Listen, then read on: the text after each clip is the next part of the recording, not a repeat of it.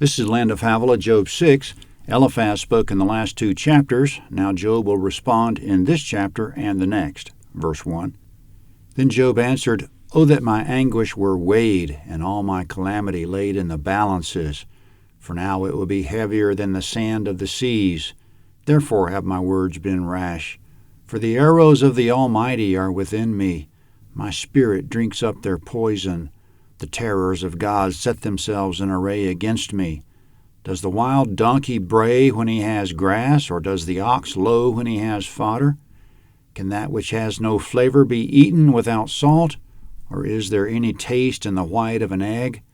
My soul refuses to touch them. There is loathsome food to me."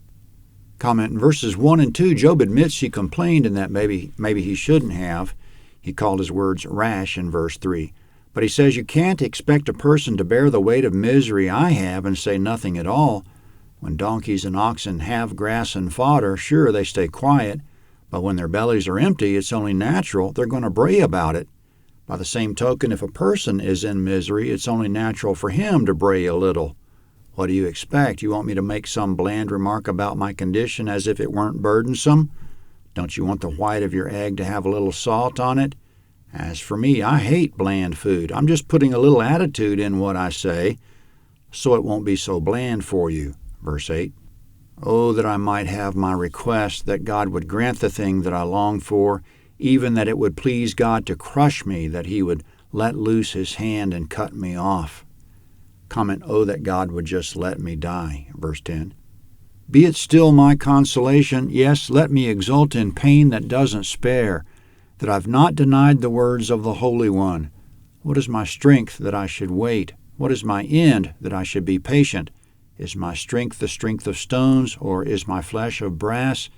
Isn't it that I have no help in me, that wisdom is driven quite from me? To him who's ready to faint, kindness should be shown from his friend, even to him who forsakes the fear of the Almighty. Comment in verse 10, he can take consolation in the fact that he hasn't denied the Holy One. He says, even if I'm in pain that doesn't spare, let me exult in the fact that I've not denied him. If any of us experience a horrendous condition, may it be that we can exult in the fact that we haven't denied God. That will be enough in itself to give us consolation. In verse 11, why should he wait for death? Why shouldn't he pray to die now? In verses 12 to 13, he doesn't know how he's going to make it any longer. His tank is empty. He has no more strength, patience, or wisdom to deal with this. He's at his wit's end. He's not as resilient as a stone or piece of brass. He's about to faint. Job says, don't hold anyone in that condition accountable for what he says, even if he denies God. Just show kindness to him.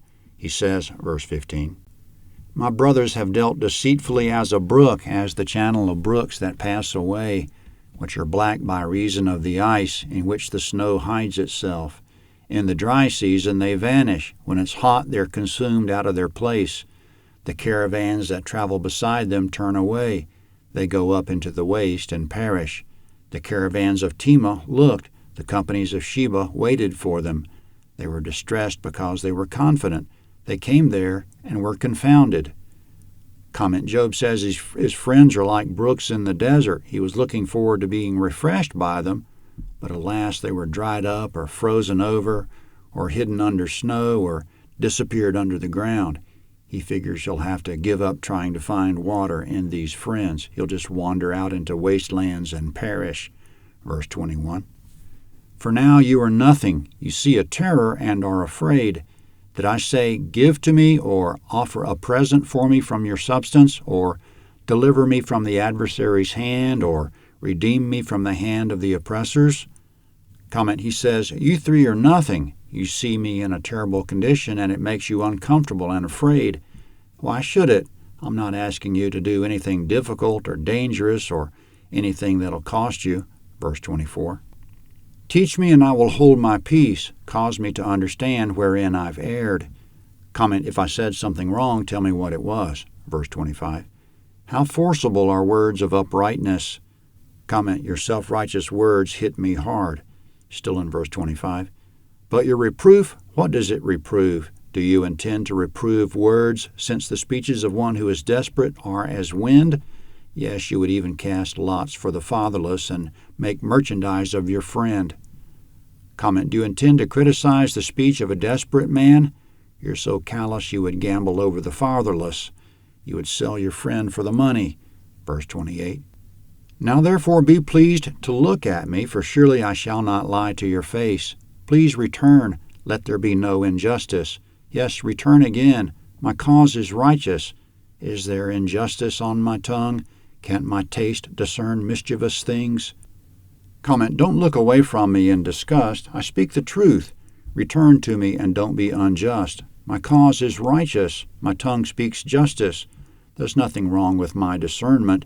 I can taste it when something's out of place. Job will continue speaking in Job 7 next.